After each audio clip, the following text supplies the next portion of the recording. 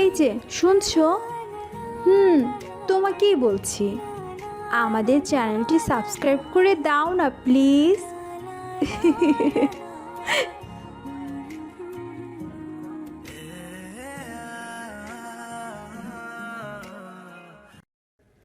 কি রে, তুই কোথায় গিয়েছিলি? তোকে না বললাম আজকে তাড়াতাড়ি ফিরতে? তোর না আদ্রিতাকে আনতে যাবার কথা ছিল? ও হ্যাঁ, আমি তো ভুলে গেছিলাম। আর আসার সময় একটা পেতনির জন্য দেরি হয়ে গেল। মানে? কিছু না, আমি যাচ্ছি ওকে আনতে। আনতে হবে না, ও অলরেডি চলে এসেছে। ও, তাহলে ভিতরে ঢুকতে দাও। আয়। আমি রুমে যাই, বেশ টায়ার্ড লাগছে। ওকে। মা চিন্তায় পড়ে যায়, আদ্রিতা গেল কোথায়? এসে সে কখন বেড়াতে গেল কোনো খবরই নেই। এরই মাঝে আবারও কলিং বেল বেজে ওঠে। মা গিয়ে দরজা খুলে লাফিয়ে ওঠেন, মনে হচ্ছে ভূত দাঁড়িয়ে আছে তার সামনে। তুমি কে? ফুপি, আমি আদ্রিতা। কি মামুনি, তোমার এই অবস্থা হলো কিভাবে? কাদায় পড়ে গিয়েছি তাই। আচ্ছা, ভিতরে আসো, যাও ফ্রেশ হয়ে আসো। আচ্ছা। আদ্রিতা বাড়ির মধ্যে ঢুকে কোন রুমে যাবে বুঝতে পারে না। ও একটা রুমের দরজা খুলে সরাসরি ওয়াশরুমে চলে যায়। ওয়াশরুমের দরজা খোলাই ছিল। ও তাড়াহুড়ো করে ওয়াশরুমে ঢুকতেই আম্মু! ফুপি! আমি আর আদ্রিতা দুজনেই চিৎকার করে উঠি। আর আমাদের চিৎকার শুনে মা ছুটে আসে। আম্মু, এই মেয়েটা কে? আর আমার ওয়াশরুমে কি করছে? আরে, এটা আদ্রিতা, তোর মামাতো বোন। কি? এই পেতনিটা মামার মেয়ে? কি? আমাকে পেতনি বলা? ফুপি, তোমার ছেলেকে বারণ করো, আমার বেশ কিন্তু রাগ হচ্ছে। আরে থাম তোরা, চিৎকার করছিস কেন সেটা আগে বল। হঠাৎ করে আমার ওয়াশরুমে ঢুকে গেছে। ভাগ্যিস তাওয়ালটা ছিল, না হলে মান ইজ্জতের 12টা বেজে যেত। আমি কি জানতাম নাকি এটা ওনার রুম? আমি তো কাদা পরিষ্কার করার জন্যই ঢুকেছিলাম। আচ্ছা মামুনি, তুই পাশের রুমে যা। ওকে। দুজনেই ফ্রেশ হয়ে নেই। দুপুরে লাঞ্চ করতে এলে আদ্রিতা আর আমি দুজনেই দুজনের দিকে রাগি লোক নিয়ে তাকিয়ে থাকি। I will see you. Let's see. কিরে, তোরা খাচ্ছিস না কেন? ফুপি, তোমার ছেলে কি রাগি চোখ নিয়ে আমার দিকে তাকিয়ে আছে দেখো। আবার ট্রেটও দিচ্ছে। আমার এখানে আসাটাই ভুল হয়েছে। দীপ, মিঠা এত বছর পর এসেছে আর তুই এমন করছিস? আরে আমি কিছু বলতে গিয়ে চুপ হয়ে যাই। মেয়েটা যে ভালোই দুষ্ট বোধ হয়ে যাচ্ছে। আমি রাগি চোখে আদ্রিতার দিকে তাকাই। অন্যদিকে আদ্রিতা, সে আমার দিকে একটা মেজকি দিয়ে চুপচাপ খেতে শুরু করে। বিকেলে আদ্রিতা ছাদে চলে যায়। ছাদে গিয়ে পুরো অবাক, কত সুন্দর সুন্দর ফুলের গাছ লাগানো। আদ্রিতা গাছের কাছে গিয়ে ফুলগুলো ঘ্রাণ নিতে থাকে। লাল গোলাপ ওর বেশ প্রিয়। ও বসে বসে ফুলগুলো দেখছে। হঠাৎই, এখানে কি করছো? আমার কথা শুনে আদ্রিতা পেছন দিকে তাকিয়ে দেখে আমি পকেটে 2 হাত ঢুকিয়ে দাঁড়িয়ে আছি। ও আমাকে দেখে বলে ওঠে, হ্যালো মিস্টার ঝগড়াটে।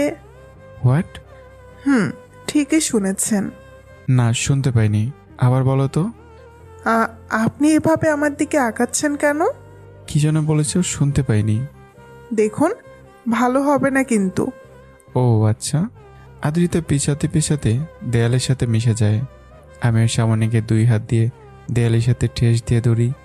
আদ্রিতার বুক ধুকপুক করে কাঁপছে। আমি ওর দিকে ঝুঁকে তাকিয়ে আছি। আমি 2 হাতের মাঝে ওকে আটকে ফেলেছি, তাই সে চাইলেও যেতে পারছে না। কি যেন বলেছিলে? কই কিছু না তো। গুড, আমার সাথে লাগতেই শোনা পিচ্ছি। আমি কিন্তু অত ভালো না। Got it. আদ্রিতা শুধু মাথা নাড়ায়। আমি একটা বিজয় হাসি দিয়ে ছাদ থেকে নেমে চলে যাই।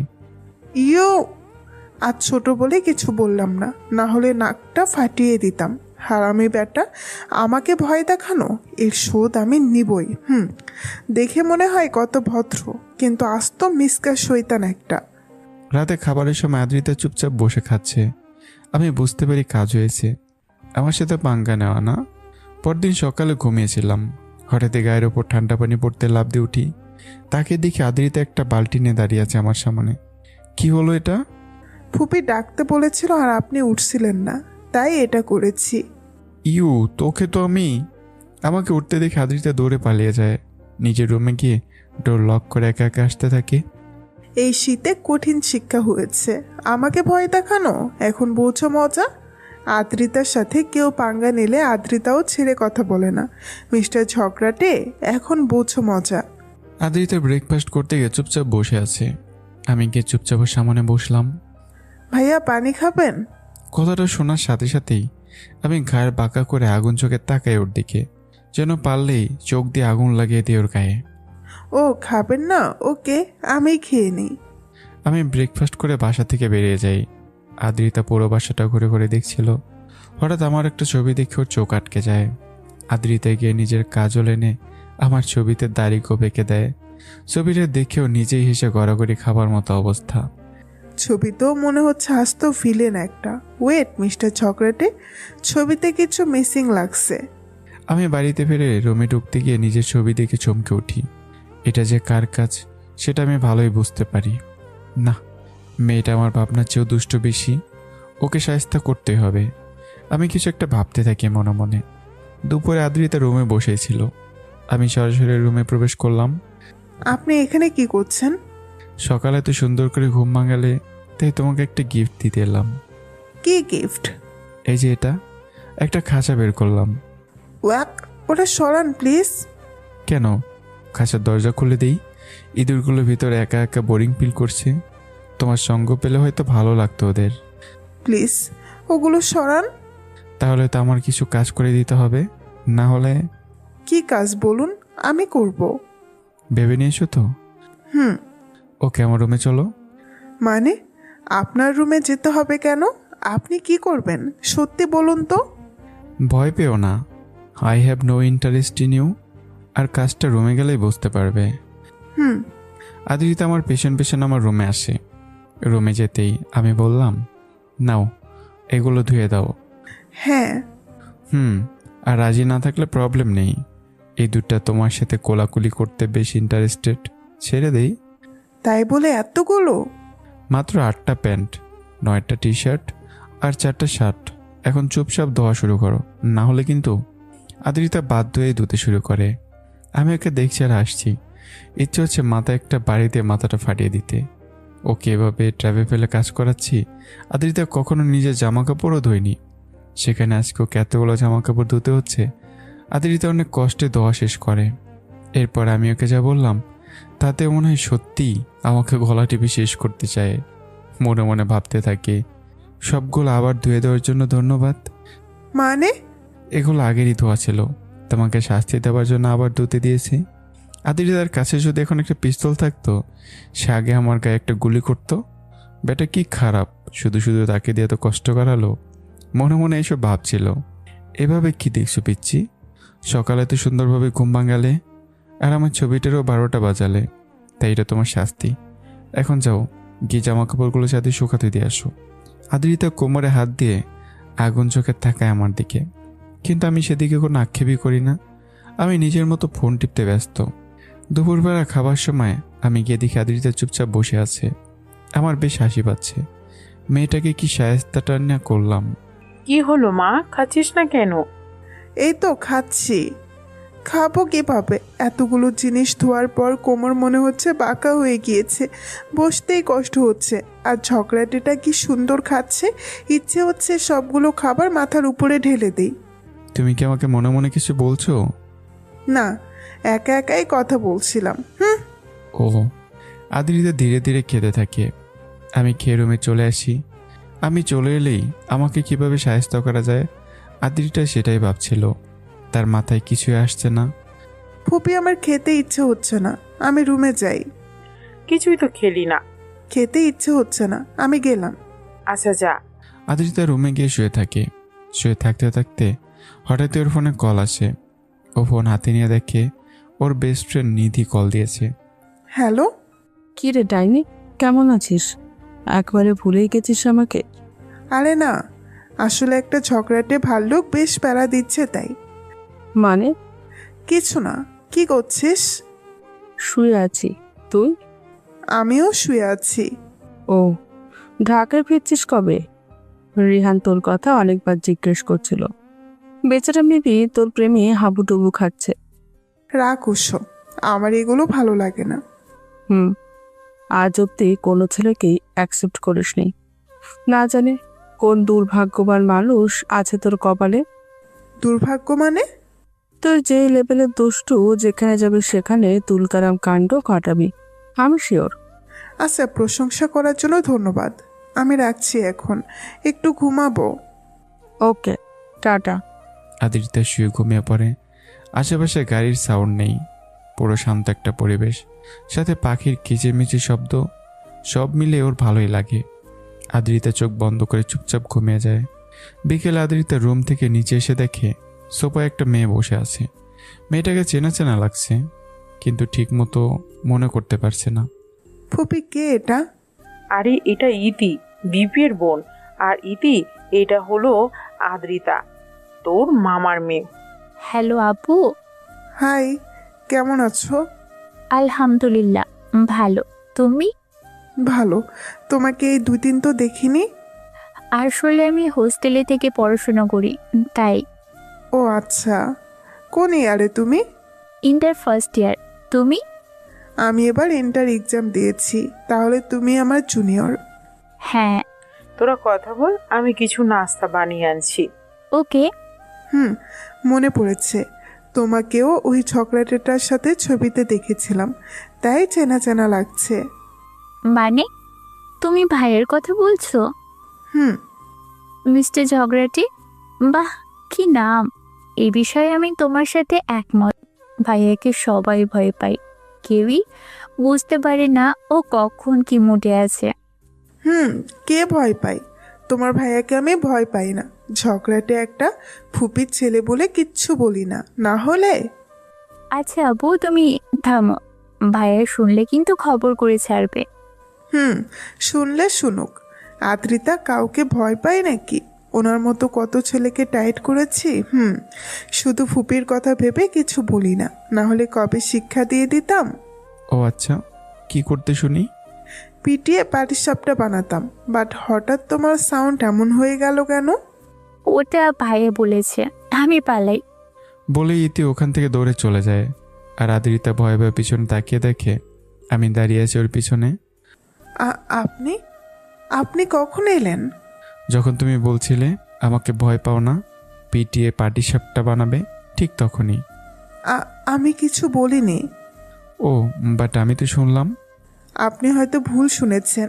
আমি তো বলছিলাম আপনি অনেক ভালো। ও তাই নাকি? ফুপি, তুমি এসেছো? আমি পিছনে তাকে দেখে কেউ নেই। আদ্রিতার সুযোগ পেয়ে পালিয়ে যায়। আমি বুঝতে পারি আদ্রিতা আমাকে বোকা বানিয়েছে। মেয়েটা সত্যি আমার ধারণার চেয়ে অনেক বেশি দুষ্ট। আদ্রিতা দৌড়ে রুমে চলে যায়। রুমে গিয়ে কিছুটা শান্ত হয়। বুকটা তার এখনও দুকপুক করছে। মুখে আমাকে দেখে ভয় পায় না বললেও আমাকে ইদানিং ওর ভয় লাগতে শুরু করেছে। আমি এতটাই গম্ভীর যে ও কিছু বলতে পারে না আর বুঝতে পারে না। আর ফেস দেখেও বোঝা যায় না যে সবসময় শুধু রেগে থাকি। রাতে ডিনার করার সময় ছোট ছোট করে চোখ করে আদ্রিতার দিকে তাকিয়ে থাকি। ও ভয়ে আমার দিকে আর তাকাই না, চুপচাপ খেয়ে রুমে চলে যায়। পরদিন আদ্রিতা আর ইতি সাথে বসে গল্প করছিল। দুজনের মাঝে বেশ ভালো ফ্রেন্ডশিপ তৈরি হয়েছে। হঠাৎ আমি সেখানে যাই। আমাকে দেখে দুজনেই চুপ মেরে যায়। ইতি আম্মুর তোকে নিচে ডাকছে। আচ্ছা যাচ্ছি। ইতি সিঁড়ি বেয়ে নিচে চলে যায়। আদ্রিতাও যাচ্ছিল। আমি দরজার সামনে দাঁড়িয়ে পড়লাম। আমি নিচে যাব। কালকে কি যেন বলেছিলে? আমাকে মারবে, পিটিয়ে পাটিসাপটা বানাবে? সরি, এক্সাইটমেন্ট বেশি বলে ফেলেছিলাম। এভাবে বললে তো হবে না। তাহলে? কান ধরে দাঁড়িয়ে থাকো, যতক্ষণ না ছাড়তে বলবো ছাড়বে না। কি? চুপচাপ কান ধরো, নাহলে ছাদের কোনায় গিয়ে ঠাস করে ফেলে দেব।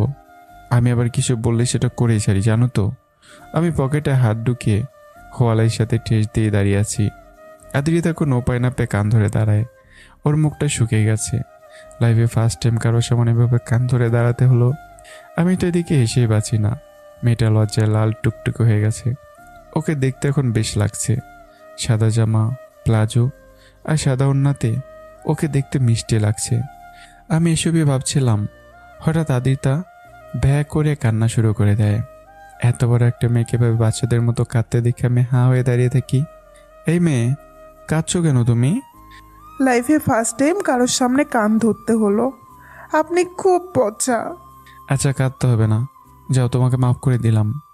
আমি এর প্রতিশোধ নিবই। শোনো, প্রতিশোধ নেওয়ার কথা বাদ দাও, পরের বার কিন্তু আরও কঠিন শাস্তি দেব। আদ্রিতা চলে যাচ্ছিল। আমার কথা শুনে অবাক হয়ে যায়। আমি ওর মনের কথা কিভাবে বুঝতে পারলাম সেটাই ও ভাবছিল। আমি আদ্রিতার কাছে এসে ওর দিকে ঝুঁকে বলতে শুরু করলাম, আমি কিভাবে বুঝলাম সেটাই ভাবছে তো? ডোন্ট ট্রাই, আমাকে কখনো বুঝতে পারবে না। আমি এটা বলেই সেখানে একটা হাসি দিয়ে ওখান থেকে চলে আসি। আর আদ্রিতা চুপচাপ শুধু দাঁড়িয়ে থাকে। মানুষটা আসলেই অনেক রহস্যময়। আদ্রিতা কিছুক্ষণ ভেবে ছাদ থেকে নেমে যায়। ইতির সাথে রুমে গিয়ে গল্প করতে থাকে। আচ্ছা ইতি, আমার যতটুকু মনে আছে তোমরা তো আগে ঢাকাতেই থাকতে, তাই না? এরপর হঠাৎ চলে আসলে সবার সাথে সব যোগাযোগ অফ। মাঝে মাঝে বাবার সাথে ফুপির কথা হতো, আর কারোর সাথে কখনো কথা হয়নি। এর কারণ কি? আমিও এ ব্যাপারে সঠিক জানি না। আম্মু আপু আর ভাইয়া ভালো জানে। ও আচ্ছা, ফুপা কোথায় থাকে? বাবা ব্যবসার জন্য সিলেট থাকে, মাঝে মাঝে এসে 2 দিন থেকে আবার চলে যায়। ও আচ্ছা, একটা প্রশ্ন করি। হ্যাঁ। তোমার ভাইয়ের সব থেকে ফেভারিট জিনিস কি? ভাবতে হবে। হ্যাঁ, পেয়েছি। ভাইয়ের বাইকটা তার কাছে অনেক প্রিয়। জানো, ভাইয়ের বাইকটার নাম সুন্দরী। কি, বাইকের নাম সুন্দরী? আদ্রিতা রীতি দুজনেই জোরে জোরে হাসতে থাকে। মিস্টার ঝগড়াটে, তুমি আমাকে কাঁদিয়েছ, এর শাস্তি অবশ্যই পাবে। তোমার সুন্দরীর 12টা যদি না বাজিয়েছি তাহলে আমার নামও আদ্রিতা নয়। আদ্রিতা কিছুক্ষণ পর রুম থেকে বেরিয়ে অনেক খোঁজাখুঁজি করে একটা লোহা পেল। আদ্রিতা একটা শয়তানে আসে দিয়ে রুম থেকে বেরিয়ে যায়। এরপর বাইরে গিয়ে আমার বাইকের চাকার মাঝে লোহাটা ঢুকিয়ে দিয়ে এসে চুপচাপ তার ফুপির কাছে দাঁড়ায়। টিউবলেস টায়ার হতে কোনো শব্দও হয়নি। ফুপি কি করছো? রান্না করছি। মামুনি খিদে পেয়েছে তোর? না। আচ্ছা ফুপি আমাকে রান্না শেখাবে? আয়, এই যে কড়াইতে একটু তেল ঢেলে নে। হয়েছে? এবার মাছ আর আলুকে তেলের মাঝে ছেড়ে দে। আস্তে করে ছাড়বি, না হলে হাতে গরম তেল ছিটবে। আদ্রিতা তার কথা মতো সবই করে। দুজনে কথা বলছিল, হঠাৎ আমি রাগে ফুঁসতে ফুঁসতে তাদের সামনে গিয়ে হাজির। এটা কি? লোহা? চোখে কি কম দেখেন? আমিও জানি এটা লোহা, বাট এটা আমার বাইকের টায়ারের মাঝে কিভাবে এলো? আমি কি জানি, আমাকে জিজ্ঞেস করছেন কেন? আমি শিওর এটা তুমিই করেছো। বাইকের চাকার মাঝে লোহা তো একা একা এসে ঢুকে যায়নি, তাই না? ফুপি দেখো, তোমার ছেলে আমাকে অপবাদ দিচ্ছে। আমি আসার পর থেকে এমন করছে। জানো আজকে ছাদে আমাকে কতক্ষণ রোদে কান ধরে দাঁড় করিয়ে রেখেছিল। কি দীপ, তুই এসব করিস? এই শিক্ষা দিয়েছি তোকে আমি? ওকে এক্ষুনি সরি বল, রাইট নাও। আম্মু, ওরও দোষ আছে। আমি তোকে সরি বলতে বলেছি। সরি। আমি সরি বলে ওখান থেকে চলে আসি। আদিত্যা খুশিতে পারলে যেন নাগিন ডান্স দেয়। ওকে কাঁদানোর যথার্থ জবাব দিয়েছে। সরি বলার সময় আমার যা ফেস হয়েছিল তা দেখে ওর হাসি পাচ্ছিল। আচ্ছা আম্মু, তুই মন খারাপ করিস না। দীপ অমনি একটু বেশি রাখি, আগেও এমন ছিল না। না, মন খারাপ করিনি। তুমি আমাকে রান্না শেখাও। দুজনে একসাথে রান্নাটা সেরে নেয়। আমি চুপচাপ রুমে বসে আছি।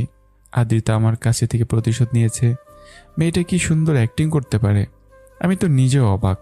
পিচ্ছি, তুমি দিব্যের সাথে পাঙ্গা নিয়েছো, এবার তো তোমাকে শাস্তি দিতেই হয়। দুপুরে লাঞ্চ করার সময় আদ্রিতা আমার দিকে তাকিয়ে থাকে। আমি রাগে বুড়ো কুচকে তাকিয়ে আছি।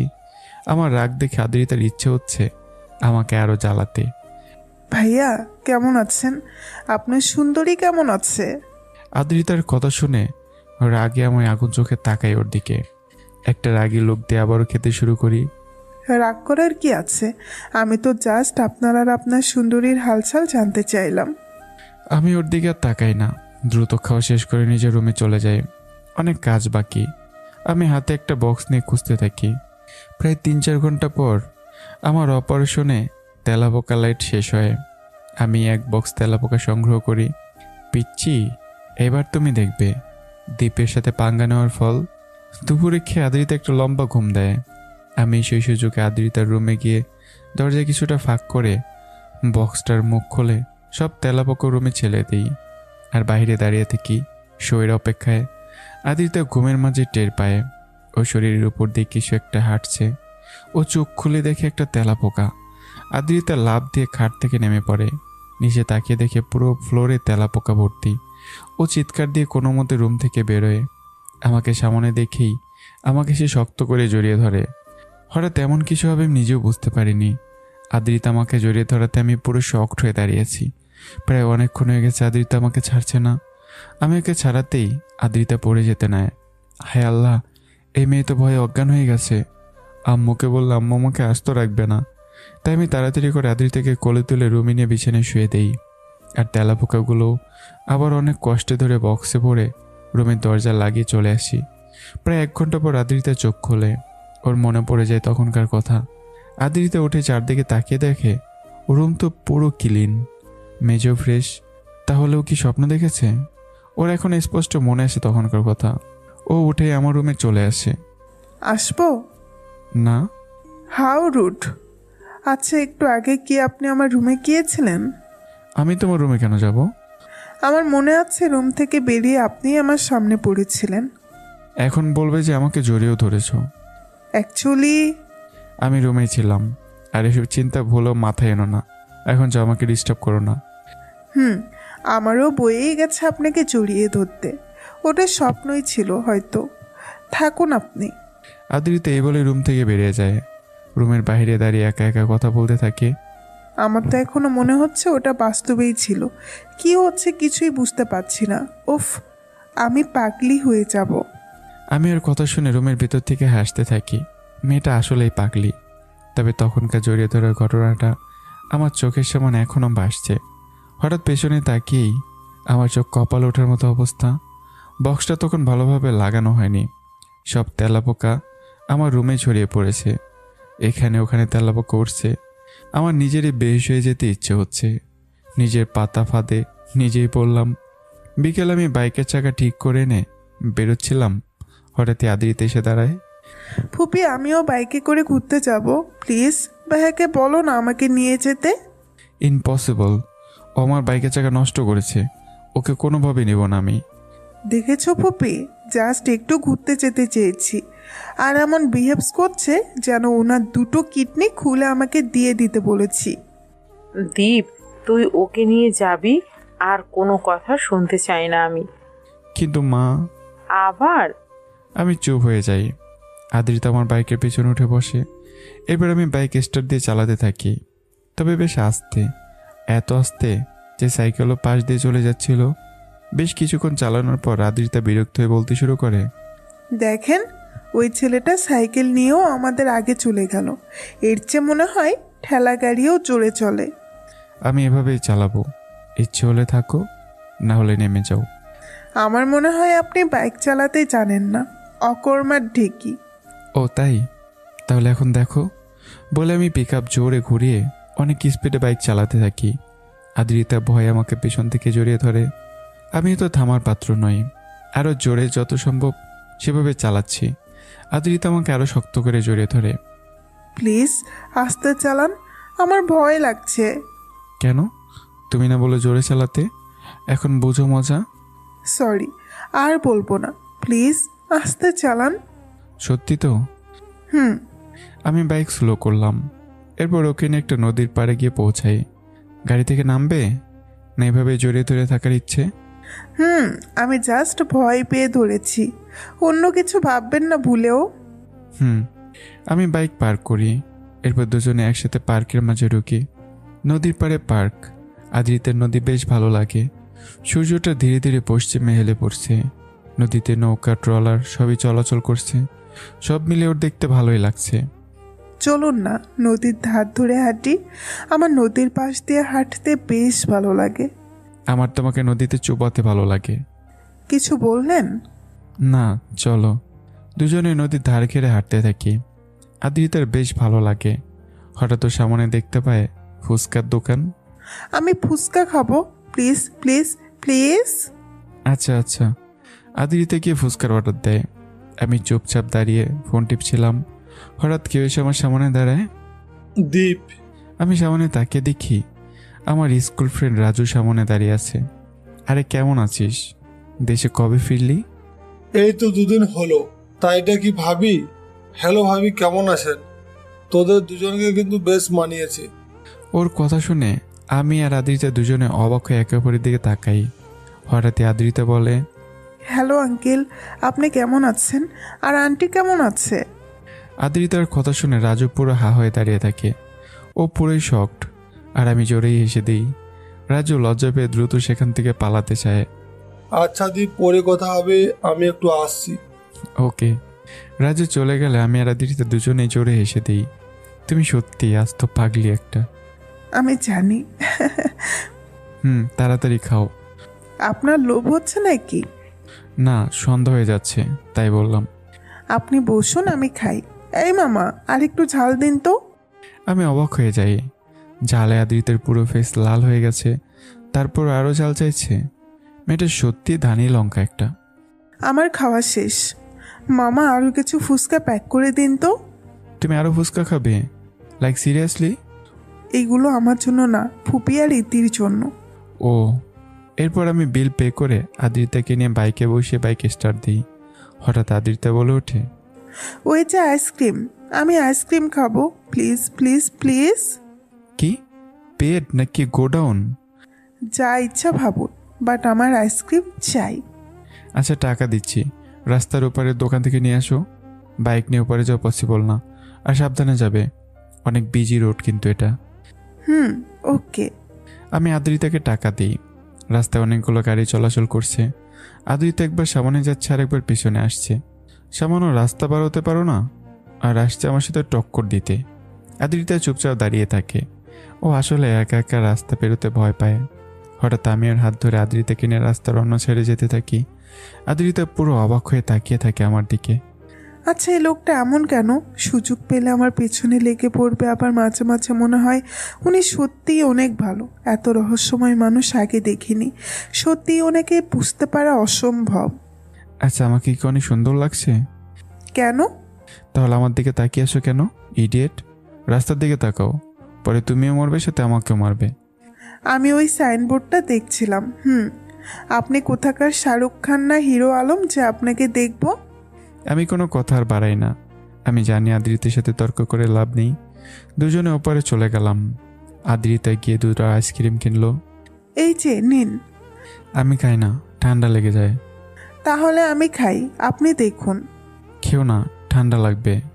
ওসব ঠান্ডা ঠান্ডা এই আদ্রিতায় কিছুই করতে পারবে না। বলে আদ্রিতা একটা খাওয়া শেষ করে অন্যটা খেতে শুরু করে। তুমি সত্যি একটা রাক্ষসী। অপমান করলেন, বাট প্রবলেম নেই। রাক্ষসী হলে সবার আগে আপনার ঘাটটাই মুটকে খাবো। এত কথা বলো কেন? তাড়াতাড়ি খেয়ে নাও। খাওয়া শেষ, চলুন। আমি এবার আর হাত ধরি না। আদ্রিতা ভয়ে ভয়ে আমার পাশ ঘেঁষে হাঁটতে থাকে। হঠাৎ একটা গাড়ি আমার সামনে চলে আসে, আর ও ভয়ে আমার হাত শক্ত করে ধরে। তুমি আসলেই পিচ্ছি, শুধু ব্রেনটাই শয়তানি বুদ্ধিতে ভরা। আদ্রিতা একটা বেঞ্চকে দেয়। দুজনে ওপারে গিয়ে বাইকে চড়ে বসি। এরপর বাসায় ফিরতে শুরু করি। কিছুক্ষণের মাঝে বাসায় পৌঁছে যাই। আদ্রিতা ইতির আর মার জন্য আনা ফুচকা তাদেরকে দিয়ে রুমে যাচ্ছিল। আমি তখন বললাম, একটা কথা বলি? হ্যাঁ। আসলে ওটা তোমার স্বপ্ন ছিল না, আমি নিজেই তেলাপোকাগুলো তোমার রুমে ছেড়ে এসেছিলাম। আদ্রিতা কিছু বলবে তার আগে আমি নিজের রুমে ঢুকে পড়ি। আদ্রিতা অবাক হয়ে দাঁড়িয়ে থাকে। শৈতানের লেজ সোজা হয় না। আমি জানতাম ওটা স্বপ্ন ছিল না। মিস্টার দীপ, আপনাকে বুঝাবো আমি। পরদিন সকাল উঠেই আমি ফ্রেশ হয়ে দেখতে পাই ইতি কাপ হাতে কফি নিয়ে এসছে। ভাইয়া তোমার জন্য কফি। ওকে দে। আমি কফি নিয়ে চুমুক দিতে আমার চোখ বড় বড় হয়ে যায়। কফিতে আদ্রিতা নুন দিয়ে রেখেছিল। আমি দ্রুত বেসিনের দিকে দৌড় লাগাই। কফি কে বানিয়েছে? সেটা জানি না, আদ্রিতা আপু তোমাকে কফি দিতে বলল। আমার আগে বোঝা উচিত ছিল। তুই কাপ নিয়ে যা। ওকে। আমি ড্রয়ার থেকে একটা ছোট কাঁচের শিশি বের করি। এরপর রুম থেকে বেরিয়ে চুপচাপ আদ্রিতার রুমে ঢুকে পড়ি। আদ্রিতা রুমে ছিল না, ও নিচে বসে আমার মায়ের কাজে হেল্প করছিল। এই সুযোগে আমিও ওর জামায় চুলকানির পাউডার লাগিয়ে দিই। এখন বুঝবে মজা, জয় চুলকানি বাবার জয়। আদ্রিতা দুপুরে গোসল করে সামনে থাকা জামাটা নেয়। চুলগুলো শুকিয়ে লাঞ্চ করতে এসেই শুরু হয় চুলকানি। পুরো শরীর চুলকাতে শুরু করেছে। এরপর হঠাৎই ওর টেবিল থেকে উঠে দৌড় লাগায়। ইতি আর আমার মা তো অবাক হয়ে তাকিয়ে থাকে। এদিকে আমি টেবিলে বসে হাসতে থাকি। আমার সাথে আবার পাঙ্গা নেওয়ার ফল এবার বুঝো। এদিকে আদ্রিতা রুমে এসে চুলকাতে চুলকাতে হয়রান, পুরো শরীর লাল হয়ে গিয়েছে, বাট চুলকানি কমছে না। শেষে বাধ্য হয়ে আবার গোসল করে ড্রেস চেঞ্জ করে। প্রায় 30 মিনিট ধরে শাওয়ার নেওয়ার পর আদ্রিতার শরীরে চুলকানি একটু কমে যায়। ওয়াশরুম থেকে বেরিয়ে ফ্লোরে একটা কাঁচের শিশি দেখতে পায়। তাহলে নিশ্চয়ই ঝগড়াটেটাই কিছু করেছে। আমি পুরো শিওর এখন মিস্টার ঝগড়াটে এখন বুঝবেন আপনি মজা। দুপুরে খাবার খেয়ে আমি ঘুরতে বেড়াই। আমি গিয়ে ফ্রেন্ডদের সাথে আড্ডা দিই, আর আদ্রিতা বাড়ির চারপাশ ঘুরতে থাকে। অবশেষে তোমাকে পেলাম। তুমি আজকে ঝগড়াটাকে একটা কঠিন শিক্ষা দিবে। আদ্রিতা আমার রুমে চলে আসে, আমার বালিশের নিচে রেখে চুপচাপ ইতি ছাদে চলে যায়। ছাদে বসে ওরা দুজনে কথা বলছিল। হঠাৎ আদ্রিতার ফোন কল আসে। ও দেখে ওর বাবা কল দিয়েছে। হ্যালো বাবা, আসসালামু আলাইকুম। ওয়ালাইকুম আসসালাম। কেমন আছিস মা? আলহামদুলিল্লাহ, তুমি? আলহামদুলিল্লাহ ভালো। তুই তো আমাদেরকে ভুলে গিয়েছিস। না বাবা, ভুলিনি। মায়ের সাথে তো প্রতিদিনই কথা হয়। ও আচ্ছা। আপা, দীপ, ইতি এরা সবাই কেমন আছে? সবাই ভালো আছে। ওকে আম্মু, এনজয় করবে। ওকে, এখন রাখছি। ওকে। আদ্রিতা কল কেটে দেয়। সন্ধ্যা হলেও আমার অসার অপেক্ষায় থাকে। আসল খেলা দেখার বাকি। আমি একটু লেট করে বাসায় ফিরি। রাতে খেয়ে রুমে গিয়ে বিছানায় শোবো। হঠাৎ বালিশ ঠিক করতে গিয়ে লাফিয়ে উঠি। বালিশের নিচে একটা বড় ব্যাঙ। হঠাৎ এমন কিছু আমি এক্সপেক্ট করিনি। আমি পাশে একটা চিরকুট দেখতে পাই। ঝগড়াটে রাজা খান ব্যাং ভাজা। আমি বুঝতে পারি এটা কে হতে পারে। আমি অনেক কষ্টে ব্যাঙটাকে হটিয়ে শুয়ে পড়ি, আর আদিত্যের কথা ভাবতে থাকি। মেয়েটা আসলেই পিচ্ছি, কি বুদ্ধি দেয় না বের করলো। ব্যাঙ, বাহ, ভাগ্যের সাপ রাখেনি। পরদিন সকালে উঠেই ফ্রেশ হয়ে ব্রেকফাস্ট করতে যাই। আদ্রিতা এখনও ওঠেনি। আমি খেতে যাবার আগেই মা আর রীতির ব্রেকফাস্ট করা শেষ। দীপ, আমি ইদিকে নিয়ে একটু বাজারে যাব। আদ্রিতা উঠলে ওকে ব্রেকফাস্ট খেতে বলিস। আমরা চললাম। ওকে। আমি অনেকক্ষণ বসে ব্রেকফাস্ট করি। আদ্রিতা এখন আসছে না, মরে টরে গেল নাকি। আমি ভাবছি একবার ওর রুমে গিয়ে চেক করবো কিনা। অনেক ভাবার পরও আমি উঠে আদ্রিতার রুমে চলে যাই। আসতে পারি? ওপাশ থেকে কোনো সাউন্ড আসে না। আমি আবার একই কথা আস্ক করি, বাট কোনো শব্দ নেই। শেষে আমি নিজের রুমে ঢুকে পড়ি। আমি দেখতে পাই আদ্রিতা অন্যদিকে ফিরে কাঁথা গায়ে দিয়ে শুয়ে আছে। স্ট্রেঞ্জ, এই গরমে কাঁথার কি দরকার হলো? এই যে হ্যালো, গুড নুন হয়ে গেছে, এখন উঠুন। আদ্রিতা কোনো সারা শব্দ করে না। আমি এর কাছে এতে লক্ষ্য করি আদ্রিতা কাঁপছে। আচ্ছা, ওর জ্বর আসলো না তো? আমি এটা ভেবে ওর কপালে হাত দিয়ে চমকে উঠি। আদ্রিতা, তোমার তো অনেক জ্বর এসেছে। আদ্রিতার কোনো হুঁশ নেই। আমি একটা কাপড় ভিজিয়ে এনে ওর মাথার উপর রাখি। আদ্রিতা চোখ খুলে দেখে আমি পাশে বসে আছি। ও উঠতে নেয়, বাট পারে না। শুয়ে থাকো, উঠতে হবে না। আমি মাথায় জলপুটি দিয়ে দিচ্ছি। ফুপি কোথায়? ইতিকে নিয়ে বাজারে গেছে। ও।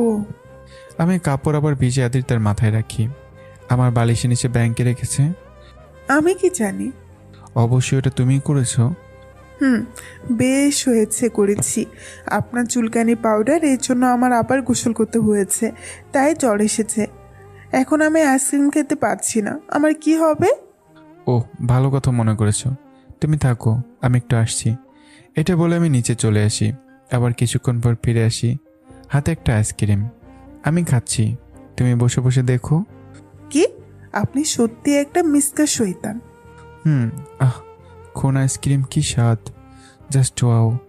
জানো, ছোটবেলায় ভাবতাম আইসক্রিমওয়ালার মেয়েকে বিয়ে করব, তাহলে অল টাইম ফ্রি আইসক্রিম খেতে পারবো। কি? আপনি সত্যি পারেনও বটে। I know. যাক, এখন কেমন লাগছে? বেশ ঠান্ডা লাগছে। তাড়াতাড়ি সুস্থ হয়ে ওঠো, নাহলে আমার সাথে ঝগড়া করবে কে?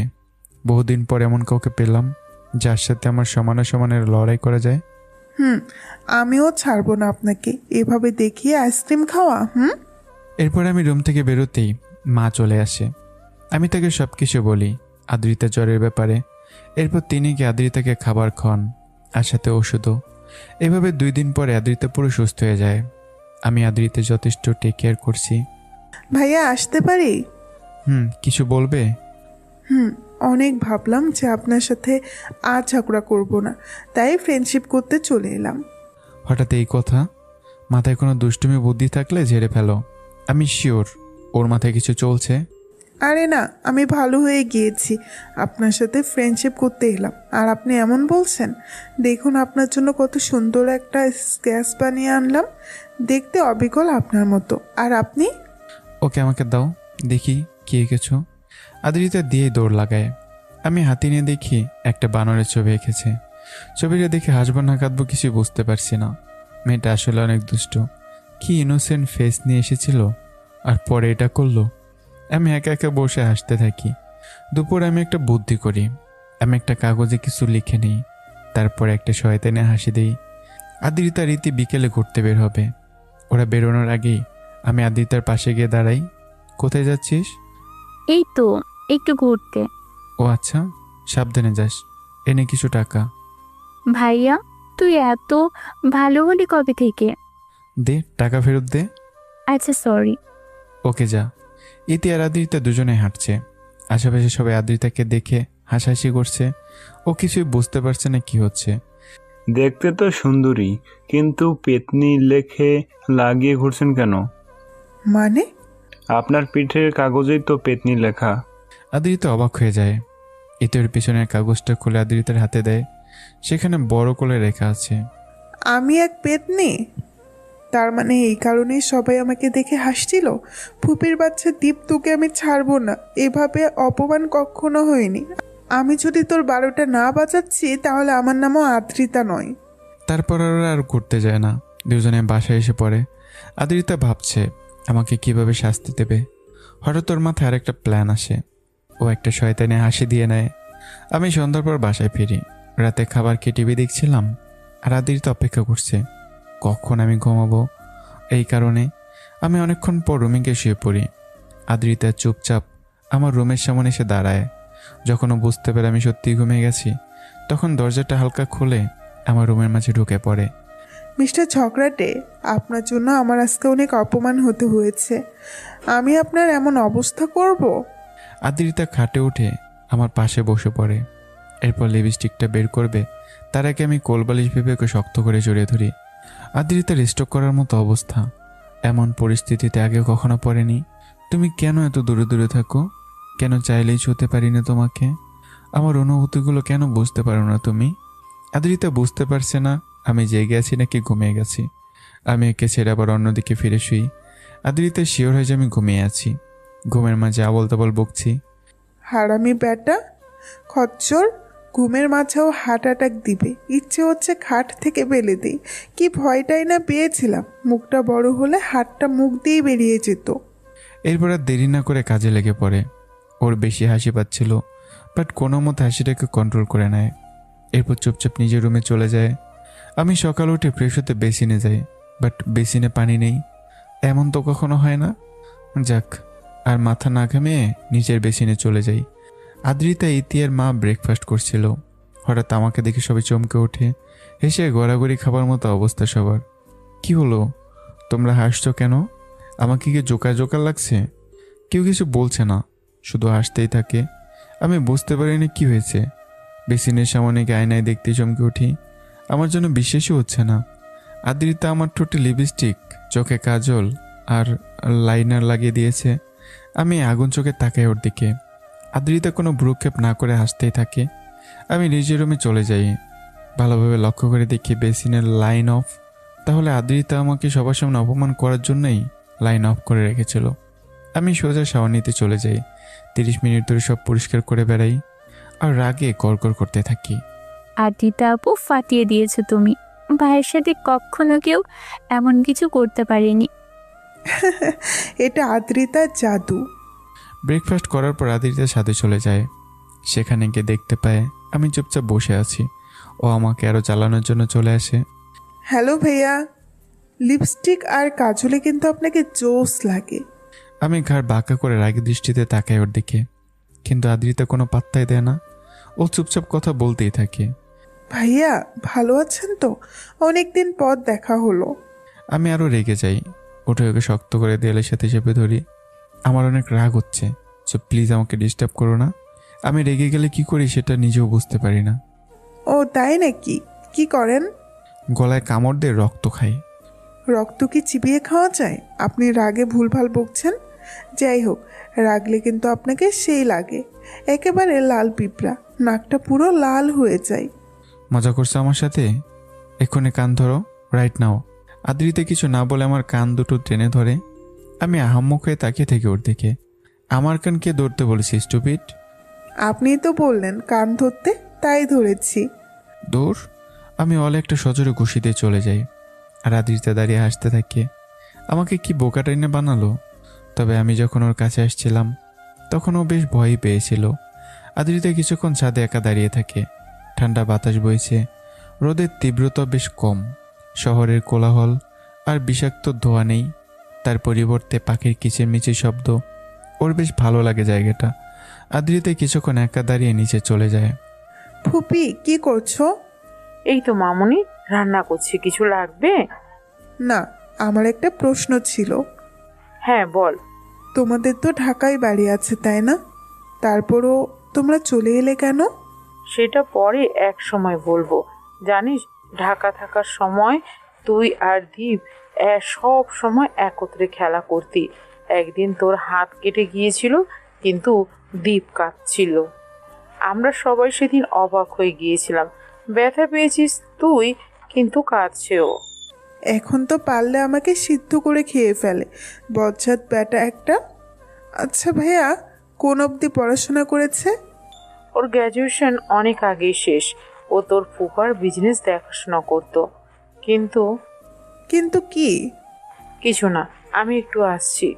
আদ্রিতা বুঝতে পারে কোনো কাহিনী তো আছেই তাদের এখানে আসার পেছনে। ওর ফুপিও বারবার লুকিয়ে যাচ্ছে কথাটা। দুপুরে বাবা আসে বাসায়। আদ্রিতা দেখেই চিনতে পারে। এর আগেও কয়েকবার গিয়েছিল ওদের বাসায়। আসসালামু আলাইকুম আঙ্কেল, কেমন আছেন?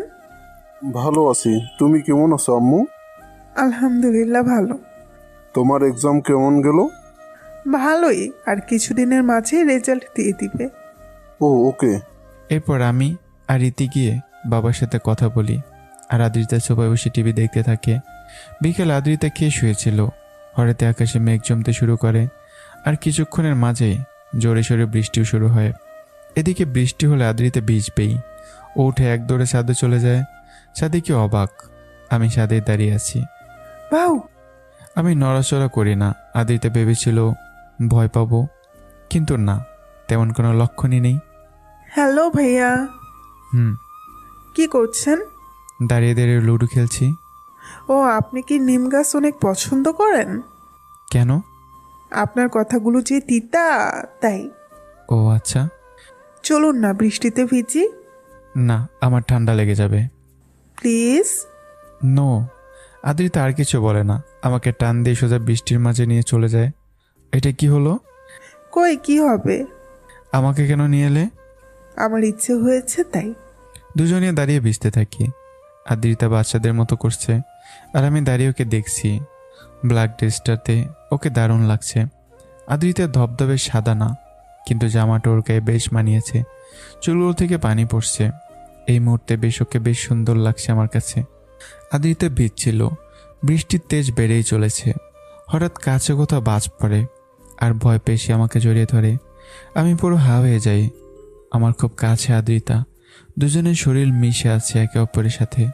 আমি এখন কি করব কিছুই বুঝতে পারছি না। অন্যদিকে আদ্রিতা আমার হার্টবিট ফিল করতে পারছে। ওর বেশ ভালো লাগে জিনিসটা। আমি পাথরের মতো দাঁড়িয়ে আছি। আমি কি করব কিছুই বুঝতে পারছি না। আদ্রিতা আমাকে ছেড়ে দিয়ে মাথা উঁচু করে আমার দিকে তাকায়। আমি ওর দিকে একদিনে তাকিয়ে আছি। কারো মুখে কোনো কথা নেই। হঠাৎ আদ্রিতা লজ্জা পেয়ে দৌড়ে চলে যায়। আমি তখন অবাক হয়ে দাঁড়িয়ে থাকি। লাইফে ফার্স্ট টাইম কোনো মেয়ে আমার এত কাছাকাছি আসলো। অদ্ভুত একটা অনুভূতি কাজ করছে আমার মাঝে, যা বলে বোঝানো সম্ভব নয়। রাতে খাবারের সময় দুজনে কেউ কারো দিকে তাকাতেই পারি না। দুজনে চুপচাপ খাচ্ছিলাম। হঠাৎ আমার আর আদ্রিতার পায়ে টাচ হয়।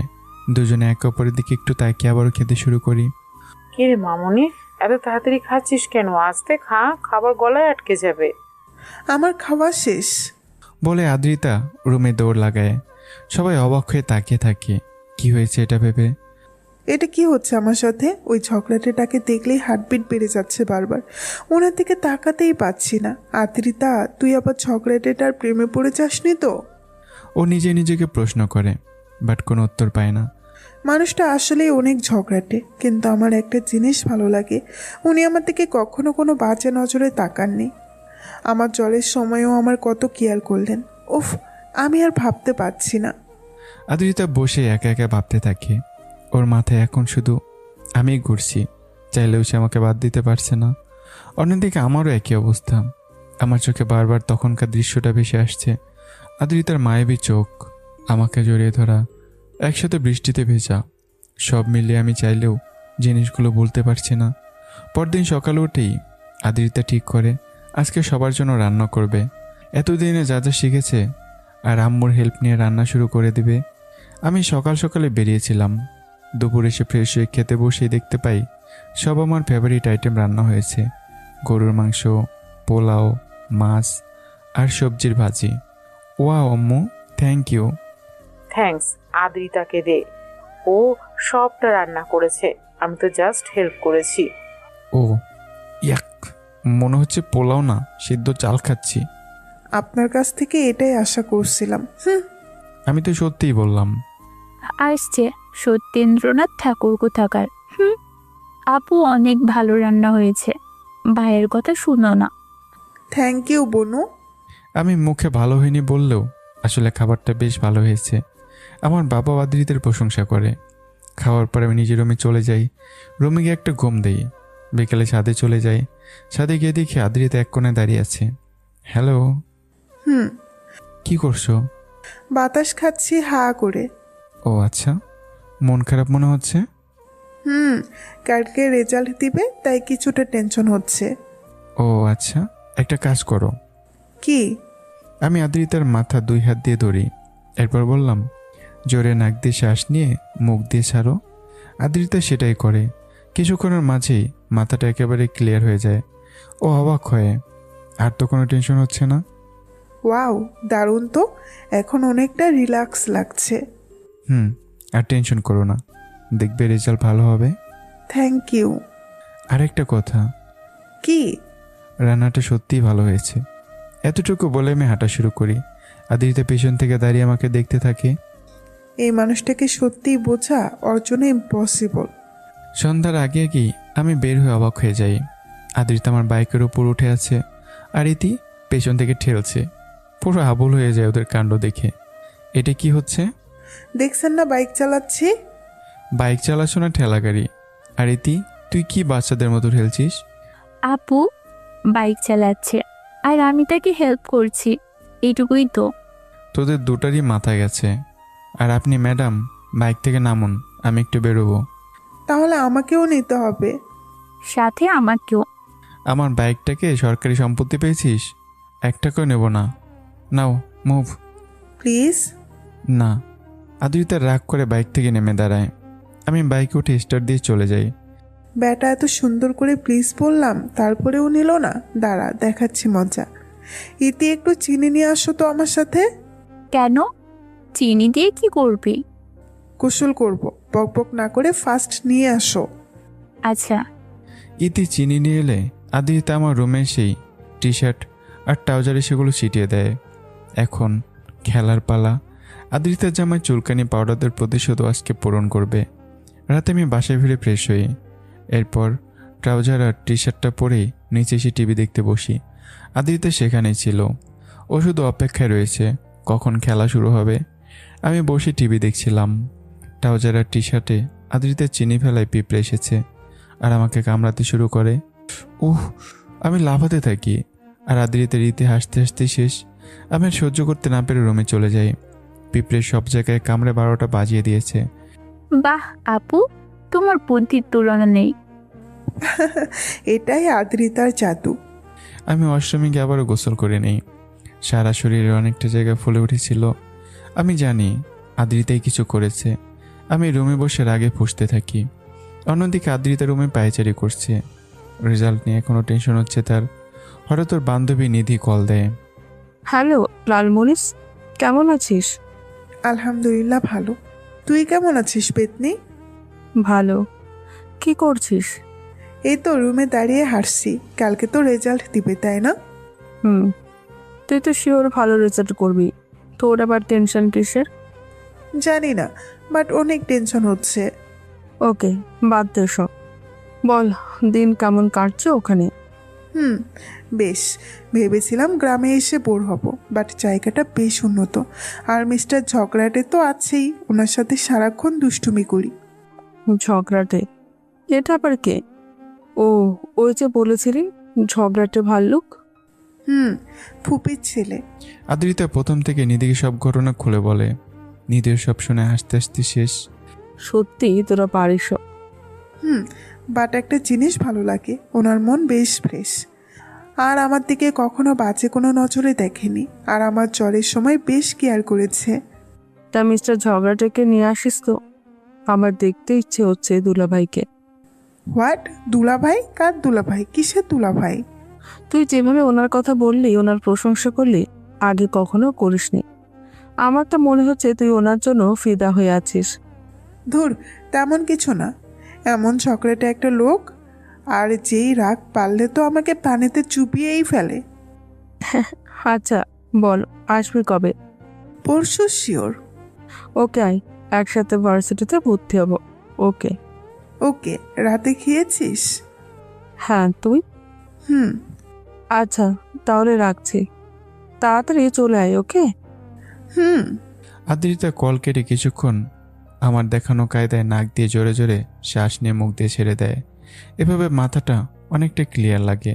এরপর রুমে শুয়ে চুপচাপ ঘুমিয়ে যায়। পরদিনও সকাল উঠে দেখে 12টা বেজে গেছে। ও উঠে ফ্রেশ হয়ে নিচে গিয়ে দেখে আমি টিভি দেখছি। তোমার কাছ থেকে এটা এক্সপেক্টেড ছিল না, এভাবে ফিল করবে। ছি। কি? আমি ফেল করেছি? হ্যাঁ, মামা ফোন দিয়ে জানালো, আর আমাকে বলেছে একজন ভালো রিক্সাওয়ালা খুঁজতে। কেন? কেন আবার? তোমাকে তার সাথে বিয়ে দেবে। এমন ফেল করা মেয়েকে তো আর আমার মতো হ্যান্ডসাম ছেলে বিয়ে করবে না, তাই না? আপনি মজা করছেন তাই না? মোটেই না। দেখছো না, মা তোমার জন্য রিক্সাওয়ালা খুঁজতে অলরেডি বেরিয়েছে। ছি, এইভাবে কেউ ফেল করে? আদ্রিতা মন খারাপ করে দাঁড়িয়ে থাকে। ও তো সবগুলো এক্সাম ভালোই দিয়েছে, তাহলে ফেল করলো কিভাবে? হঠাৎই আমার মা বাসায় চলে আসে, সাথে ইতিও। ও দৌড়ে গিয়ে তাকে জড়িয়ে ধরে কেঁদে দেয়। ফুপি, আরে কি হয়েছে, কাঁদছিস কেন? আমি বুঝতে পারিনি এত খারাপ রেজাল্ট হবে। মানে কোথায় খারাপ রেজাল্ট? তুই তো A+ পেয়েছিস। হুম। আর নিশ্চয়ই এই দ্বীপ তোর সাথে দুষ্টুমি করেছে। আমি তো আরো তোর জন্য মিষ্টি এনেছি। ফুপি, তোমার ছেলেকে আমি কিন্তু ঘাড় মোটকে খাবো, উনার জন্য আমাকে কাটতে হলো। আচ্ছা বাদ দে, এই নে মিষ্টি খা। আদ্রিতা তার হাত থেকে খেয়ে নেয়। ইতিওকে কংগ্রেস জানায়। আমি উঠে একটা মিষ্টি নিয়ে আদ্রিতার মুখের সামনে ধরি। আদ্রিতা হা করলে ওকে না দিয়ে আমি নিজেই খেয়ে ফেলি। কি ভেবেছো, তোমাকে দেব? আমি তো ভেবেছিলাম একটা রিক্সাওয়ালার সাথে বিয়ে হবে, কিন্তু সেটা হলো না। So sad. আপনার কাছ থেকে এটাই আশা করেছিলাম। গুড। বিকালে রেডি থেকো, ঘুরতে নিয়ে যাব। সত্যি? আদ্রিতা খেয়ে রুমে চলে যায়। দুপুর পেরিয়ে বিকেল হয়ে যায়। ওর অপেক্ষার সময়টা যেন কাটছেই না। ও টাইম পাস করার মতো কিছুই পায় না, তাই বসে বসে সাজতে থাকে। আদ্রিতা একটা সাদা জামা পরেছে, জামাটার বেশ সুন্দর পুঁতির কাজ করা। এরপর ঠোঁটে লাল লিপস্টিক দেয়, আর চোখে গাঢ় করে কাজল, আর সিল্কি চুলগুলো ছড়িয়ে দেয় পিঠে। ব্যাস এতটুকুই, ওর সাজা কমপ্লিট। এরপর ও রুমে বসে আমার জন্য ওয়েট করতে থাকে। ভাইয়া, বিকেল হয়ে গেছে, চলুন। আসলে একটা প্রবলেম হয়েছে, আজকে যেতে পারবো না। কি? আপনাকে খেয়ে ফেলবো আমি। মজা করছি, যাও নিচে দাঁড়াও, আমি আসছি। আমি রেডি হয়ে আসি। এরপর দুজনে বাইকে উঠে পড়ে। আমি বাইক স্টার্ট দিয়ে চালাতে থাকি। আর একটু জোরে চালান। আমি আরও জোরে চালাতে থাকি। আদ্রিতা পেছন থেকে আমাকে শক্ত করে জড়িয়ে ধরে 2 হাত দিয়ে। আমার একটু অন্যরকম ফিল হলেও বাইক চালাতেই থাকি। এভাবে অনেকক্ষণ পর একটা জায়গায় এসে পৌঁছাই। এখানে মেলা হচ্ছে, বেশ বড় মেলা। দুজনে মেলার মাঝে ঢুকে পড়ি। চলো নাগরদোলায় চড়ি। আমার বেশ ভয় লাগে। আরে কিচ্ছু হবে না, চলো বলে আমি ওকে টেনে নিয়ে যাই। দুজনেই টিকিট কেটে উঠে পড়ি। একটু পরে নাগরদোলা চলতে শুরু করে। ধীরে ধীরে উপর উঠে যায়, এরপর জোরে জোরে নিচে নামতে থাকে। আদ্রিতা ভয়ে আমার হাত শক্ত করে ধরে চোখ বন্ধ করে রাখে। আরে বোকা, চোখ খোলো, দেখো এখান থেকে সব কিছু কত ছোট দেখা যাচ্ছে। আদ্রিতা চোখ খুলে তাকায়, সত্যি অনেক ছোট দেখা যাচ্ছে। এরপর ওর আর ভয় লাগে না, আস্তে আস্তে ওর ভয় কেটে যায়। এরপর নাগরদোলা থেকে নেমে আমরা ফুচকা, ঝালমুড়ি, হাওয়াই মিঠাই এইসব খাই। এরপর বিভিন্ন দোকান ঘুরে ইতিদের জন্য কিছু খাবার নিয়ে বাইকে চড়ে বসি। থ্যাংক ইউ আজকের দিনটার জন্য। শুনলাম কালকে নাকি চলে যাবে। হুম। ওকে। দুজনে টুকটাক কথা বলতে বলতে বাসায় এসে পৌঁছাই। এরপর আদ্রিতা মা আর ইতি রুমে চলে যায়। এই যে এই খাবারগুলো তোমাদের জন্য, আর ইতি এই পারফিউমটা তোমার, আর এই শাড়িটা ফুপির জন্য। তুই এগুলো কেন কিনতে গেলি? এমনি। কালকে যেতেই হবে? হুম। আর কিছুদিন থেকে যেতি? না, কোচিং শুরু করতে হবে। ও, এতদিন বাড়িটা জমজমাট ছিল, তুই গেলে আমরা আবার একা হয়ে যাব। আদ্রিতা কিছু বলে না, ও নিজেরও যেতে ইচ্ছে করছে না। এরপর ছাদে চলে যায়। কালকে চলে যাবে ভাবতে বেশ খারাপ লাগছে। ছাদে গিয়ে দেখে আমিও দাঁড়িয়ে আছি সেখানেই। এখানে কি করছেন? কিছু না, এমনি দাঁড়িয়ে আছি। ও, একটা প্রশ্ন করি। হুম। আমি চলে গেলে আমাকে মিস করবেন? এসেছো যখন যেতে তো হবেই। উফ, টেরা কথা ছাড়া অন্য কিছু পারেন না? পারি, তোমাকে ছাদ থেকে ফেলে দিতে পারি। আদ্রিতা চলে যাচ্ছিল, কিন্তু আমি পেছন থেকে আর হাতটা ধরে ফেলি। কিছু বলবেন? আমি কিছু না বলে ওর পেছনে গিয়ে দাঁড়াই। আদ্রিতার চুলগুলো সরিয়ে ওকে একটা লকেট পরিয়ে দিই। যতবারই আমার ঠান্ডা হাতের ছোঁয়া লেগেছে, আদ্রিতা ততবারই কেঁপে উঠছে। এটা তোমার জন্য। এটা কখন কিনলেন? যখন তুমি ফুচকা খাচ্ছিলে তখন। ও, অনেক সুন্দর লকেটটা, ধন্যবাদ। এরপর দুজনে কিছুক্ষণ চুপচাপ দাঁড়িয়ে থাকি। কিছুক্ষণ পর যে যা রুমে চলে যাই। রাতে খাবারের সময় সবারই মন খারাপ। পরদিন বিকেল আদ্রিতা সব গুছিয়ে রওনা দেয়। সকালে যেতে চেয়েছিল, কিন্তু গাড়ি পায়নি, তাই যেতে পারিনি। আমিও সাথে যাব, বেশ লম্বা পথ, তাই মা ওকে একা ছাড়তে চায় না, যদিও একা এসেছিল। পুপি, আমি আসছি বলে আদ্রিতা কান্না করে দেয়। আমার মা ওকে জড়িয়ে ধরে কেঁদে দেয়। এরপর দিদির কাছ থেকে আদ্রিতা বিদায় নিয়ে রওনা দেয়। আমরা একটা অটোতে করে বাস স্ট্যান্ডে গিয়ে পৌঁছাই। জানালার পাশের সিটটা আমার। বললেই হলো, ওটা আমার। দুজনে বেশ কিছুক্ষণ তর্ক করি। শেষে আমি আদ্রিতাকে জানালার পাশে বসতে দেই। কিছুক্ষণ পরে গাড়ি চলতে শুরু করে। অলরেডি সন্ধ্যা হয়ে গেছে। দুজনেই চুপচাপ বসে আছি। আমার বেশ ঘুম পাচ্ছে। আমি বারবার আদ্রিতার দিকে ঘুমে ঢলে পড়ছি। আদ্রিতা বুঝতে পারে। ব্যাটা কি বজ্জাত, মস্কাবে তবু ভাঙবে না। আদ্রিতা এরপর আমার ওর কাছে ঘেসে বসে। আমি ওর ঘাড়ে মাথা রেখে ঘুমিয়ে পড়ি। আদ্রিতাও চুলগুলো টেনে দিতে থাকে। ওর কেন জানি বেশ ভালো লাগছে। আদ্রিতার খুশির কারণ কি আদ্রিতা কিছুই জানে না, কিন্তু আমার প্রতি ওর ভালো লাগা প্রতিনিয়ত বেড়েই চলেছে। আদ্রিতা কিছুক্ষণ পরে ঘুমিয়ে যায়। সকাল সকাল আমার চোখ খুললে দেখতে পাই আদ্রিতা আমার ঘাড়ে মাথা দিয়ে শুয়ে আছে। ঘুমন্ত অবস্থায় ওকে বেশ মায়াবী লাগছে। আমি একদিনে কিছুক্ষণ তাকিয়ে থাকি ওর দিকে। হঠাৎই আদ্রিতা চোখ খুলে আমি অন্যদিকে তাকাই। আমরা কি পৌঁছে গেছি? হুম। ওকে, চলুন নামা যাক। দুজনেই নেমে পড়ি। এরপর একটা সিএনজি নিয়ে আদ্রিতাদের বাসায় চলে যাই। আমি অনেক বছর পর এই শহরে পা রাখলাম। কেমন জানি একটা অন্যরকম অনুভূতি কাজ করছে। বাসায় গিয়ে আমি আর আদ্রিতা দুজনেই আদ্রিতার মা বাবা মানে আমার মামা মামির সাথে কিছুক্ষণ কথা বলি। এরপর রুমে গিয়ে একটা লম্বা ঘুম দেই। আদ্রিতা নিজের রুমে গিয়ে একটা ঘুম দেয়। দুপুরের দিকে আদ্রিতার ঘুম ভাঙে। ও আমার রুমে এসে দেখে আমি এখনো ঘুমোচ্ছি। আদ্রিতা একটা সুতো নিয়ে আমার কানের কাছে এসে সুরসুরি দিতে থাকে। আমার ঘুম ভেঙে গেলে দেখতে পাই আদ্রিতা আমার পাশে বসে মুচকে মুচকে হাসছে। দিলে তো ঘুমটা নষ্ট করে, কত সুন্দর একটা স্বপ্ন দেখছিলাম। তাই নাকি? তা কি স্বপ্ন দেখছিলেন? কোনো পেতনিকে নিয়ে নাকি? তোমাকে বলা যাবে না। বাইদের রাস্তা। এখন টাইম কত? প্রায় 2টা বাজে। ফ্রেশ হয়ে আসুন, মা খেতে ডাকছে। ওকে। আমি ফ্রেশ হয়ে নিচে যাই। আদ্রিতা আর ওর বাবা মা টেবিলে বসেছিল। আমি গিয়ে যোগ দেই ওদের সাথে। দীপ, আপা কেমন আছে? আর ইতি? হ্যাঁ, সবাই ভালো আছে। এখন সব ঠিক আছে তাই না? আগের মতো কি প্রবলেম হয়? আদ্রিতা বুঝতে পারে না কিসের প্রবলেমের কথা বলা হচ্ছে, কিন্তু ওকে ছাড়া সবাই বুঝতে পারে। আসলে মাঝে আমার একটা প্রবলেম হয়েছিল, তাই আমরা গ্রামে চলে যাই। এ ব্যাপারে সামনে জানতে পারবেন। না, এখন সব ঠিক আছে। ও, তাহলে তো তোরা এখানেই থাকতে পারিস, গ্রামে থাকার কি দরকার? আম্মুই ভালো জানে, আমি তো অনেকবার বলেছি, কিন্তু সে রাজি হচ্ছে না। ও আচ্ছা, তুই কিন্তু আর যেতে পারবি না। আমার সাথে বিজনেস দেখাশোনা করবি। আমি আপাকে ফোন দিয়ে সব বলছি। কিন্তু আমি তো তেমন কোনো জামা কাপড় আনিনি। কোনো কিন্তু নেই, তুই এখানেই থাকবি। আর এই নে আমার কার্ড, যা ইচ্ছে কিনে নিস। আমার কিছুদিনের জন্য দেশের বাইরে যেতে হবে, তাই এখানে সব কিছু তুই দেখাশোনা করবি। আচ্ছা, আমি চেষ্টা করব। এই তো গুড। ভাইয়া আর আপার সাথে আমি আগেই এই ব্যাপারে কথা বলে নিয়েছি। আর আদ্রিতারও খেয়াল রাখিস, আমি 2-3 দিনের মাঝেই চলে যাব। ওকে। দেব, নাও খাওয়া শুরু করো। আচ্ছা। আদ্রিতার বেশ খুশি খুশি লাগতে শুরু করে। আমি এখন থেকে এখানেই থাকবো, আমার সাথে অনেক দুষ্টুমি করতে পারবে। মিস্টার ঝগড়াটে, এতদিন তোমাদের বাসায় বসে আমাকে জ্বালিয়েছো, এখন আমি তোমাকে জ্বালাবো। দেখবে আদ্রিতা কি পারে। বিকেল হতেই আদ্রিতা আমার রুমে হাজির। আমি শুয়ে ফোন টিপছিলাম, আদ্রিতা আমার দিকে তাকায়। কিছু বলবে? অনেক দিন পর এখানে এলাম, চলুন না ঘুরে আসি। আমার যেতে ইচ্ছে হচ্ছে না। কি করছেন? মেয়েদের সাথে চ্যাটিং নিশ্চিত? নো, গেম খেলছি।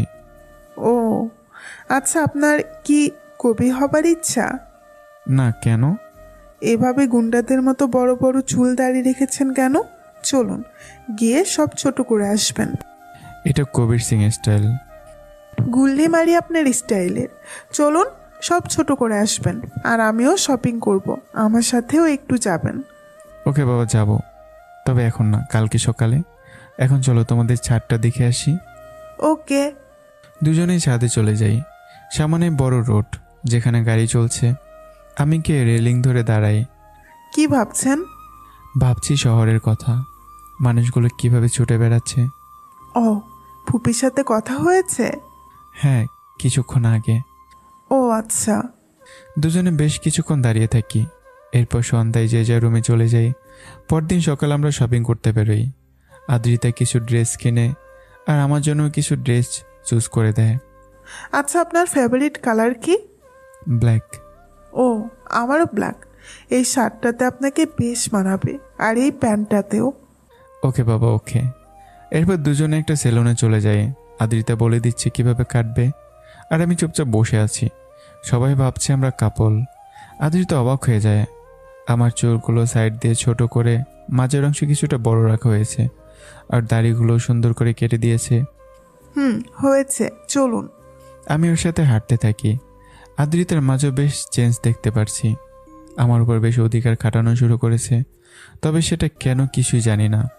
চলুন রেস্টুরেন্টে গিয়ে বসি, আমার একটা ফ্রেন্ড আসার কথা। ওকে। দুজনেই চুপচাপ বসে থাকি।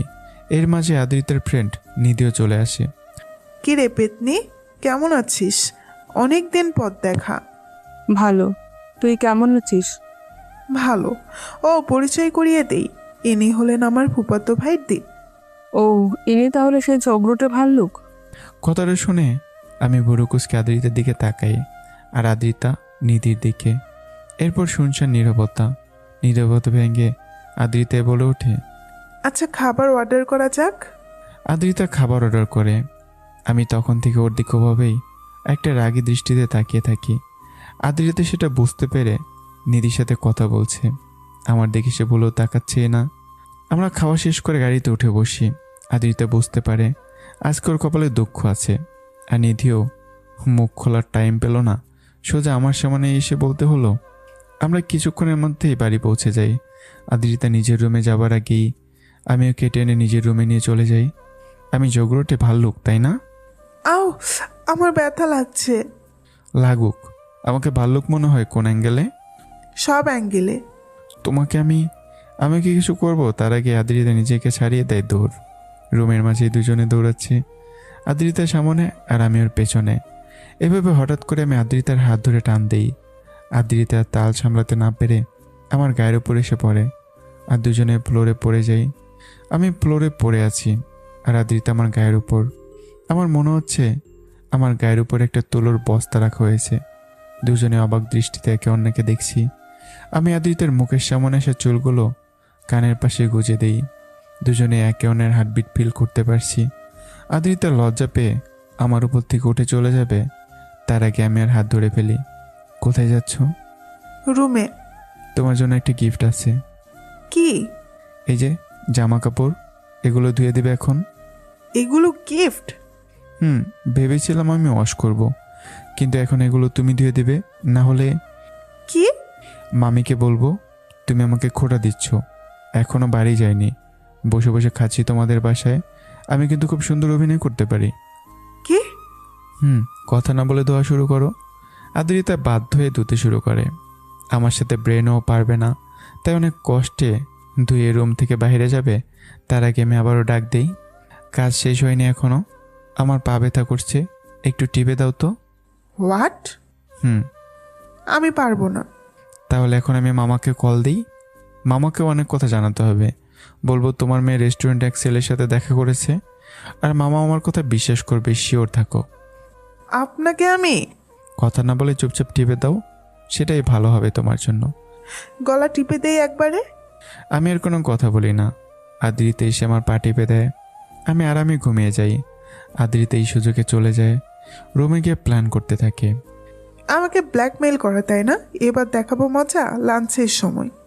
আদ্রিতা লাঞ্চের টাইমের আগেই টেবিলে ওয়েট করতে থাকে। অনেকক্ষণ পর আমি সেখানে যাই। আমি গিয়ে চেয়ারে বসবো, তার আগেই আদ্রিতার সুপারগুলো বের করে চেয়ারে ঢেলে দেয়। আমি বসে চুপচাপ খেতে থাকি, আর আদ্রিতা মুসকে মুসকে হাসতে থাকে। আমি খেয়ে উঠতে যাব, কিন্তু উঠতে পারছি না। বারবার চেষ্টা করি, কিন্তু উঠতে পারি না। আদ্রিতাকে হাসতে দেখে আমি বুঝতে পারি এটা ওরই কাজ। আমি আরেকটু চেষ্টা করতে একটা শব্দ হয়। আমি তাকে দেখি প্যান্টের অনেকটা অংশ ছিঁড়ে চেয়ারের সাথে লেগে আছে। মানিজ্য সব গেল। আমি উল্টো দিকে ফিরে চেয়ারটা নিয়েই চলে যাই, যাতে কিছু দেখা না যায়।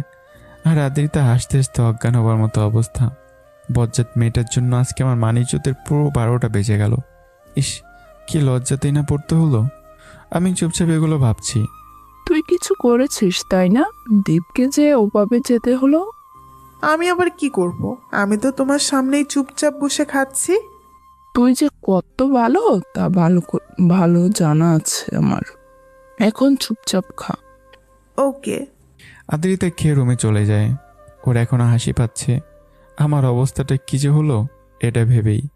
বিকেল হতে আদ্রিতা এসে আমার রুমে হাজির। আমি চুপচাপ বসেছিলাম, ওকে দেখে লাফ দিয়ে উঠলাম। তুমি? এভাবে অবাক হওয়ার কি আছে? আমাকে কি নিউ দেখছেন? দুপুরের কথা ভুলে গেছো তাই না? দেয়ালের সাথে চেপে ধরে এই কথাটা বললাম। কই, আমার তো কিছুই মনে পড়ছে না। আমি কোনো কথা বলি না। দুজনে একে অপরের দিকে তাকিয়ে আছি। আদ্রিটা একটা লাল জামা পরেছে, ওকে দেখতে বেশ সুন্দরী লাগছে। আমি অবাক হয়ে দেখছি ওকে। আদ্রিতা যে এতটা সুন্দর আগে তা খেয়াল করিনি। কি দেখছেন? কিছু না। চলুন ঘুরতে যাব, রুমে ভালো লাগছে না। আমিও ভাবছিলাম। ওকে, রেডি হয়ে আসুন। ওই কালো শার্টটা পরবেন। ওকে ওকে। আমি রেডি হয়ে নিচে গিয়ে দাঁড়াই। আদ্রিতা এখনও রেডি হচ্ছে। ও এত টাইম কেন নিচ্ছে আমি বুঝতে পারছি না। প্রায় 20 মিনিট পর আদ্রিতা বেরোয়। আমি ওকে দেখে জাস্ট অবাক দৃষ্টিতে তাকিয়ে থাকি। আদ্রিতা একটা কালো শাড়ি পরেছে, শাড়িতে সুন্দর পুঁথির কাজ করা, সাথে ম্যাচ করে কালো ব্লাউজ, চুলগুলো এক সাইডে কোমর অবধি ছড়ানো, চোখে হালকা কাজল আর ঠোঁটে লাল লিপস্টিক। সব মিলে জাস্ট ওয়াও। আমাকে কেমন লাগছে? শাড়িটা সুন্দর, বাট তোমাকে মানায়নি। আপনাকে সত্যি সত্যি ইচ্ছা করে কিছু কিছু সময় হাতুড়ি দিয়ে মাথায় একটা বাড়ি দিতে। আমি তো সত্যিই বলছি। ওকে ফাইন, যাবার দরকার নেই, আমি গিয়ে খুলে আসছি।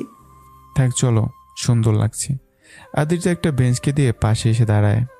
এরপর একটা রিক্সা ডাক দিই, আর দুজনেই তাতে চড়ে বসি। একটা মেয়ের পাশে এভাবে রিক্সায় বসতে আমার বেশ আনিজি লাগছে। না চাইতেও আদ্রিতার সাথে বারবার শরীরের টাচ লাগছে। ও তো একদম চেপে বসে আছে। আরে পড়ে যাবেন তো, আমি বাঘ না ভাল্লুক যে আপনাকে খেয়ে ফেলবো? না, তেমন কিছু না। তাহলে ঠিকভাবে বসুন, রাস্তাটা সুন্দর না? হ্যাঁ। আমি চুপচাপ বসে থাকি। আদ্রিতা আর চোখে আমাকে দেখছে। কালো শার্টে আমাকে বেশ মানিয়েছে।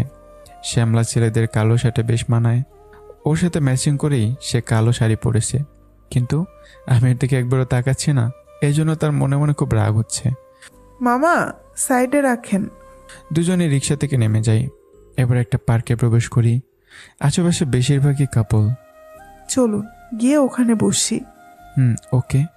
দুজনে গিয়ে বসে পড়ি, কিন্তু কেউ কোনো কথা বলি না। হঠাৎ একটা ছেলে এসে আদ্রিতার সামনে দাঁড়ায়। আপনাকে অনেক সুন্দর লাগছে। ধন্যবাদ। আমি কি আপনার নাম্বার পেতে পারি?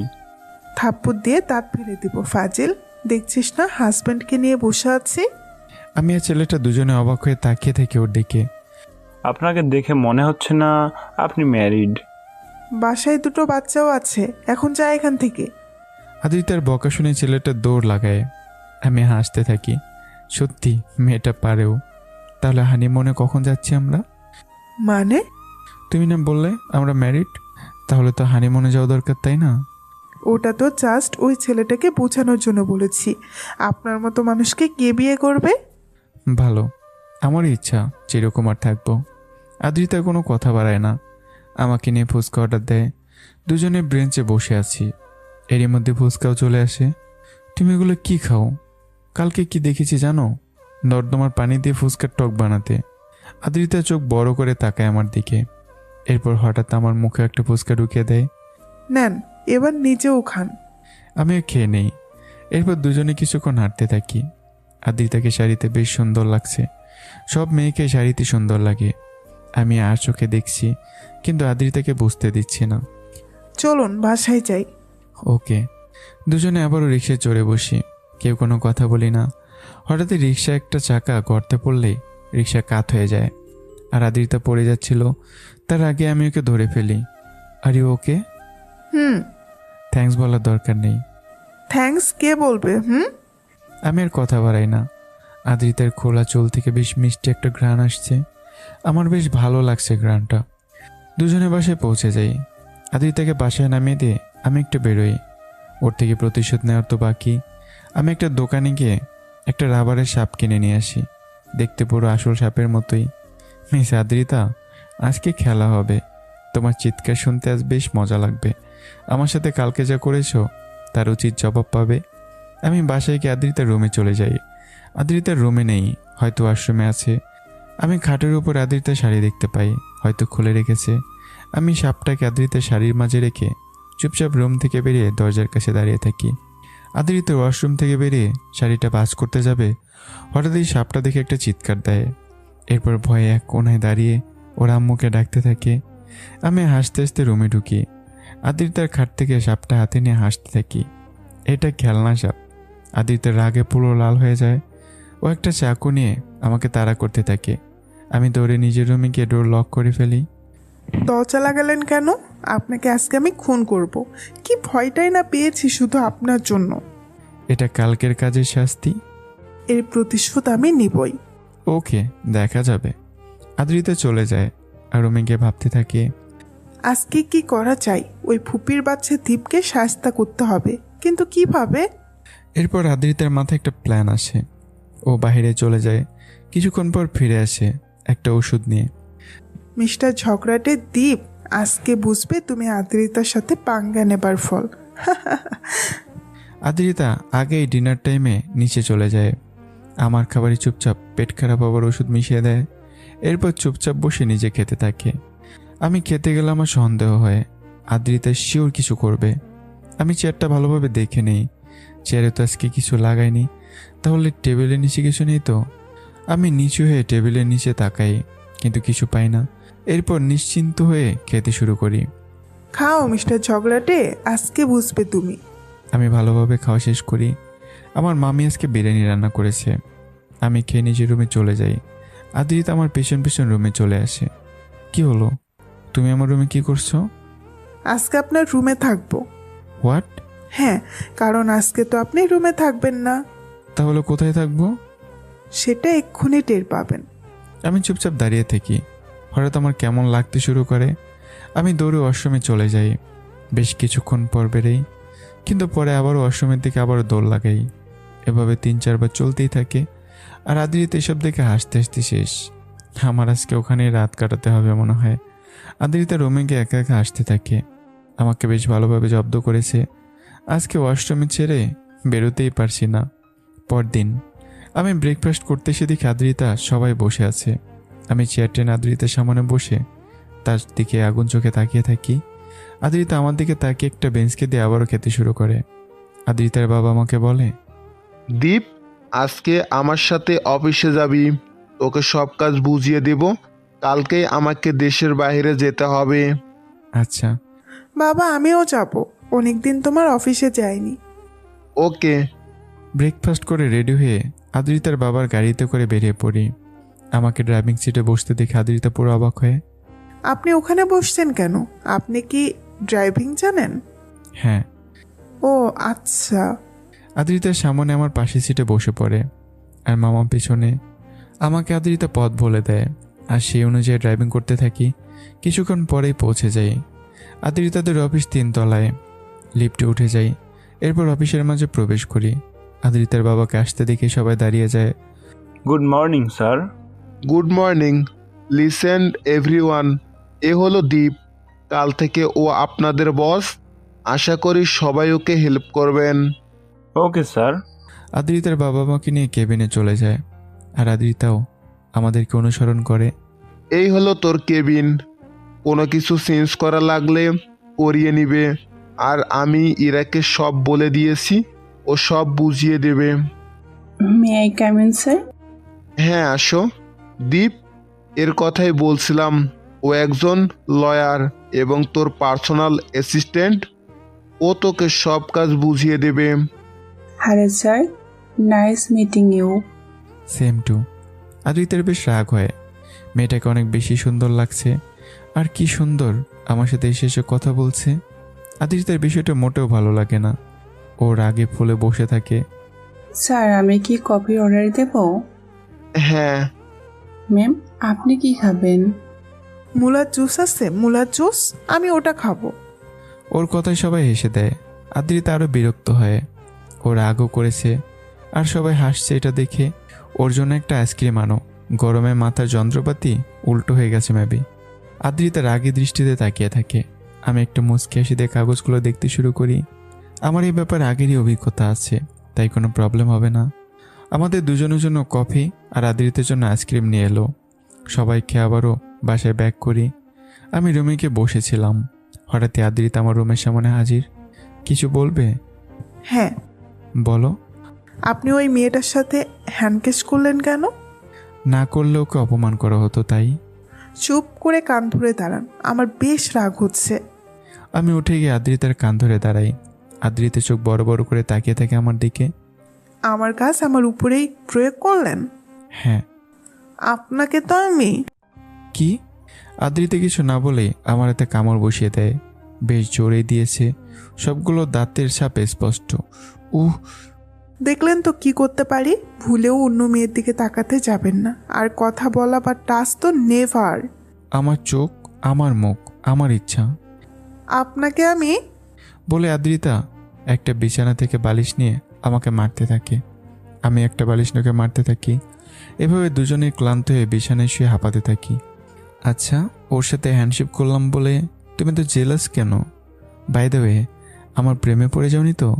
তাহলে আগে বলে দিই, এমন পেতনিকে আমি কোনোদিনও বিয়ে করব না।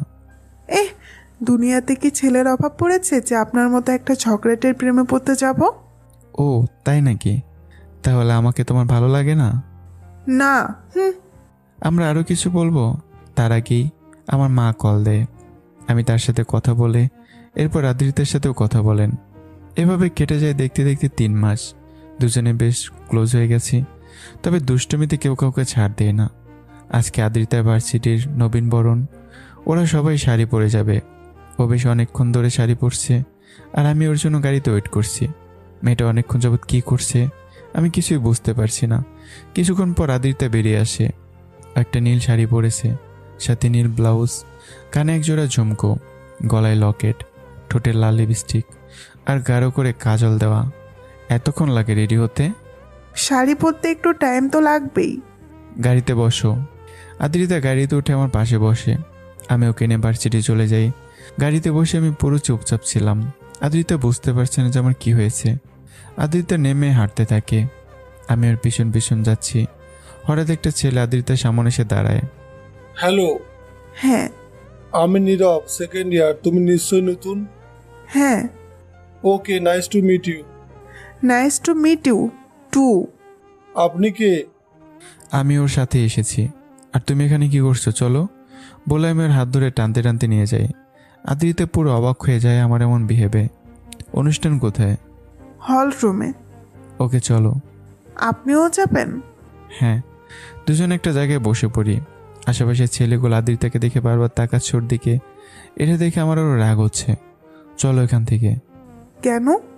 উল্টো প্রশ্ন করবে না। আমি ওর হাত ধরে টানতে টানতে সিঁড়ি দিয়ে দোতলায় চলে যাই। ওখানে কেউ ছিল না।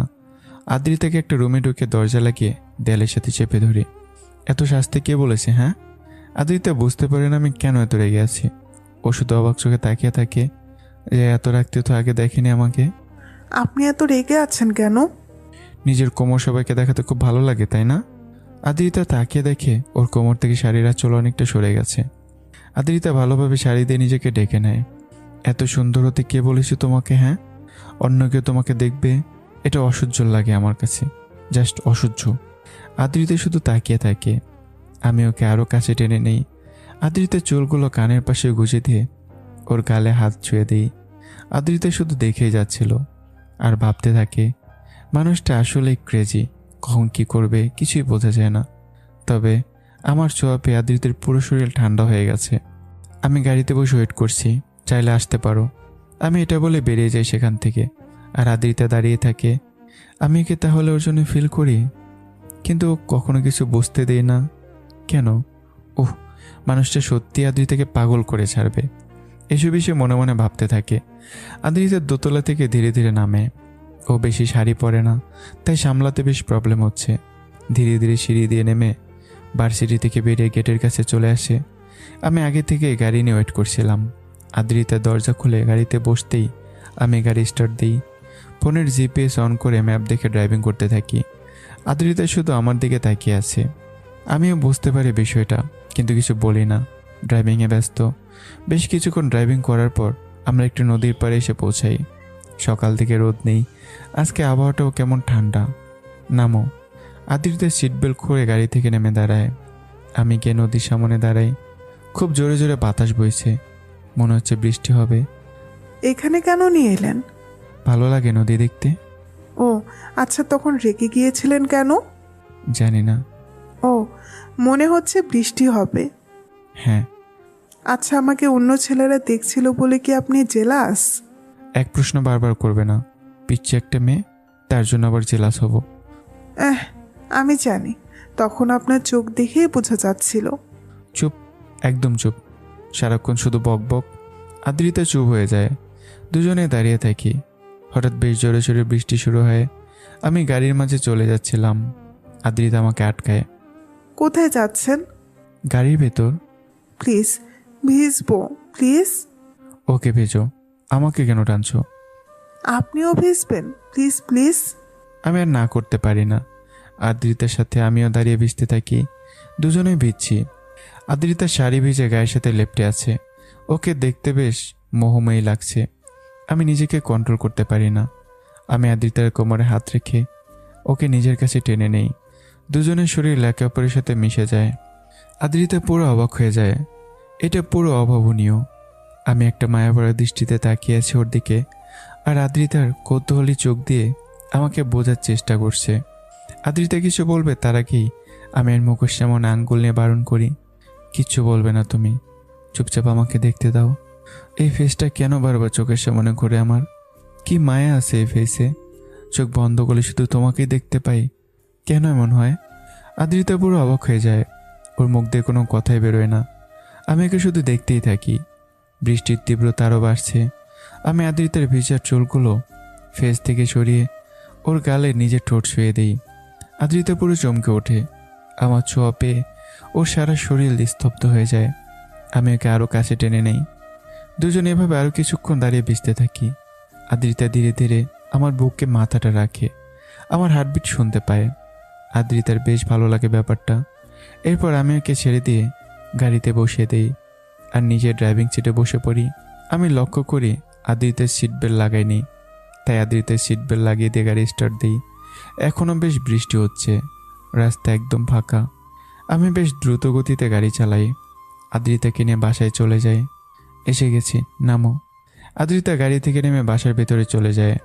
আমিও গাড়ি পার্ক করে ওর পিছন পিছন নিজের রুমে চলে যাই।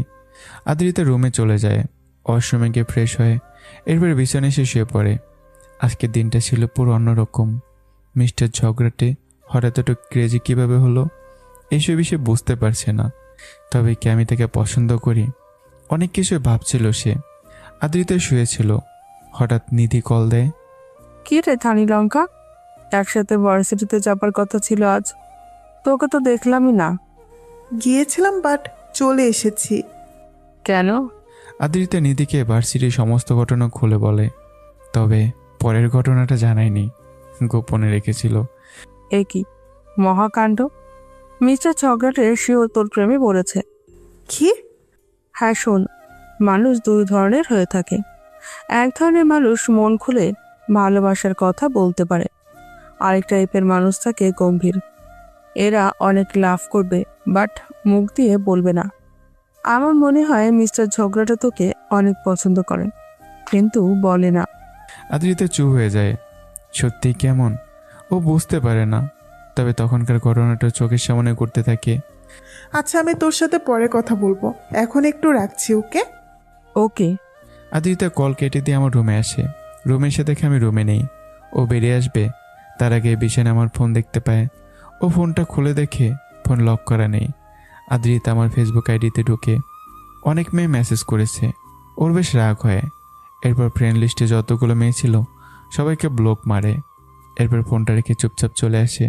বিকেল আদ্রিতা ঘুম থেকে উঠে দেখে আমি বসে আছি ওর পাশে। ও আমাকে দেখে তো অবাক। আদ্রিতা উঠতে যাবে, কিন্তু দেখে ওর হাত পা সব বাঁধা খাটের সাথে। আমার হাত পা এভাবে বেঁধে রেখেছেন কেন? আমার আইডি সবগুলো মেয়েকে ব্লক করেছে কে? আমি কি জানি?